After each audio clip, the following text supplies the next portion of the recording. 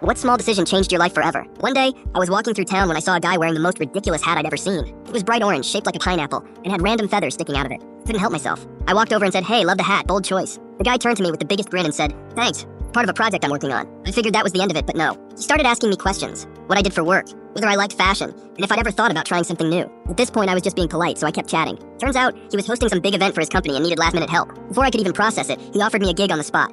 "How'd you like to help us out this weekend? It pays $200. I was broke at the time, so I said yes, figuring it would just be a quick side hustle. The event was wild, full of people wearing hats even weirder than his. I ended up running around helping with everything from setting up tables to passing out flyers, all while wearing a giant hat shaped like a hamburger. The craziest part was that I had way more fun than I expected. The guy who hired me must have noticed, because by the end of the event, he asked if I'd consider working for his company full-time. I laughed it off, but he handed me his card and said, "Think about it." A week later, I was sitting in my apartment, still broke, staring at that business card. On a whim, I called him back, and the next thing I knew, I was hired. That random job turned into a full-blown career in event plan. And now I travel the world running some of the weirdest, most fun events you can imagine. And to think it all started with one ridiculous hat.